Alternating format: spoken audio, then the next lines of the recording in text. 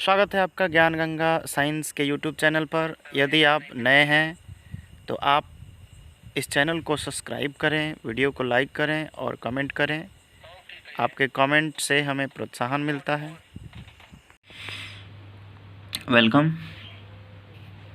इससे पहले आप लोग अपवर्तन तथा परिवर्तन के बारे में जान चुके हैं। ये पार्ट 3 है फिजिक्स चैप्टर 1 का।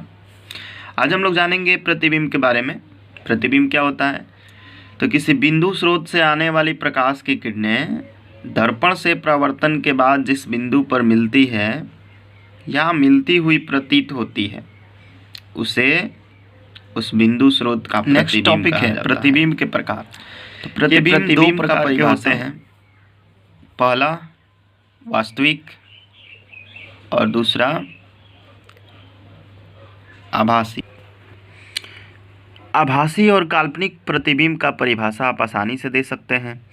जैसे प्रतिबिंब की परिभाषा में आप पढ़े हैं कि किसी बिंदु स्रोत से आने वाली प्रकाश की किरणें दर्पण से परावर्तन के बाद जिस बिंदु पर मिलती या मिलती हुई प्रतीत होती है, उसे उस बिंदु स्रोत का प्रतिबिंब कहा जाता है। अब जब किरणें वास्तव में मिलती है तो उसे वास्तविक प्रतिबिंब कहते हैं, और जब किरणें मिलती हुई प्रतीत होती है तब उसे आभासी या काल्पनिक प्रतिबिंब कहा जाता है। आप देख सकते हैं वास्तविक प्रतिबिंब में किसी बिंदु स्रोत से आने वाली प्रकाश की किरणें दर्पण से परावर्तन के बाद जिस बिंदु पर वास्तव में मिलती है उसे वास्तविक प्रतिबिंब कहते हैं।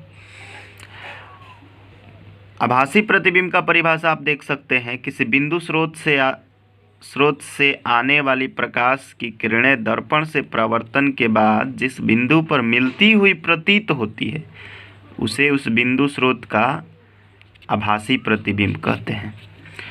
अतः आप एक परिभाषा याद करके आसानी से इन दोनों परिभाषाओं को याद कर सकते हैं।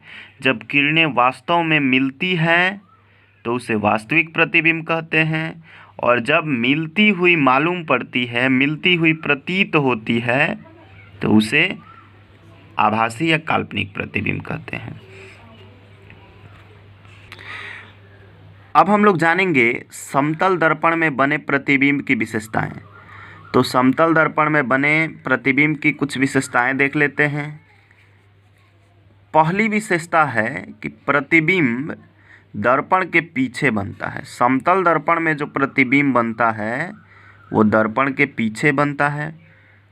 दूसरी विशेषता हो गई समतल दर्पण में बने प्रतिबिंब की कि प्रतिबिंब का आकार वस्तु के आकार के बराबर होता है। यानी कि समतल दर्पण में जो प्रतिबिंब बनता है उसका आकार वस्तु के आकार के ही बराबर होता है। जितनी बड़ी वस्तु होगी उतना ही बड़ा प्रतिबिंब बनेगा। तीसरी विशेषता है प्रतिबिंब सीधा बनता है। यानी कि प्रतिबिंब जो बनता है समतल दर्पण में हमेशा वो कैसा होता है? सीधा होता है।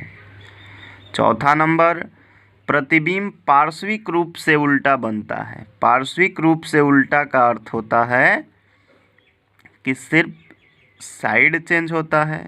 जैसे इस प्रतिबिंब को ध्यान से देखिए, आर कार्ड है और दर्पण में इसका प्रतिबिंब जो है पार्श्विक रूप से उल्टा बना हुआ है, सिर्फ साइड चेंज हुआ है इसका। समतल दर्पण में बने प्रतिबिंब का पांचवा विशेषता है प्रतिबिंब काल्पनिक होता है। यानी कि प्रतिबिंब आभासी या काल्पनिक होता है, जिसे पर्दे पर प्राप्त नहीं किया जा सकता है। चलिए